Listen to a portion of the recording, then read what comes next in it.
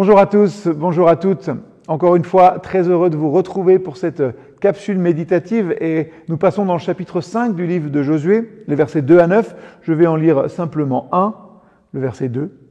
En ce temps-là, le Seigneur dit à Josué, « Fais-toi des couteaux de pierre et circoncis cette nouvelle génération d'Israélites. » Josué se fit des couteaux de pierre et circoncis les Israélites.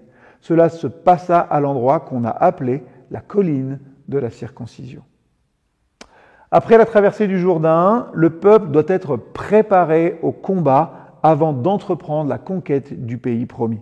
Et c'est à Gilgal, le lieu de la circoncision, que s'opère cette préparation.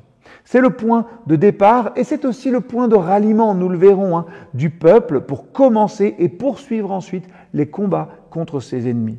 C'est à Gilgal que s'opère la circoncision et Gilgal signifie simplement, signifie roulement. Aujourd'hui, j'ai roulé de dessus vous l'opprobre de l'Égypte. Voilà comment on peut traduire le verset 9 de manière très littérale. On ne peut pas lutter contre la chair avec des moyens charnels. Et Josué devait se faire des couteaux de pierre pour circoncire les fils d'Israël. Il ne pouvait pas utiliser pour ça des instruments qui auraient été faits de la main d'un homme, le métal par exemple. Ça nous dit quelque chose.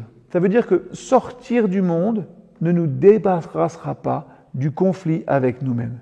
Pour vaincre en pratique la puissance de Satan, du monde, de la chair et de la loi, il faut la puissance du Saint-Esprit. Il faut une vie nouvelle en nous.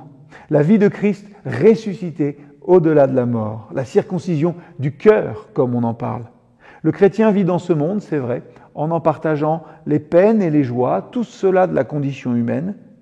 Quant à ses affections, son but et sa vie, alors il est hors du monde, bien qu'encore dans ce monde. Christ est, lui, son objet et sa puissance de vie. Colossiens nous dit que Christ est tout et en tous. Le camp d'Israël était à Gilgal et le peuple devait toujours y revenir pour puiser la force pour de nouveaux combats. À Gilgal, précisément, se trouvaient, on l'a vu, les 12 pierres du mémorial de la traversée du Jourdain.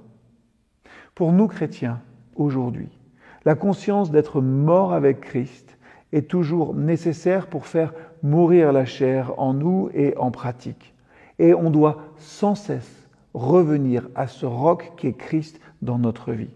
Tel est le secret de la force et de la vraie liberté chrétienne. Elle réside en un nom et en un seul, Jésus-Christ.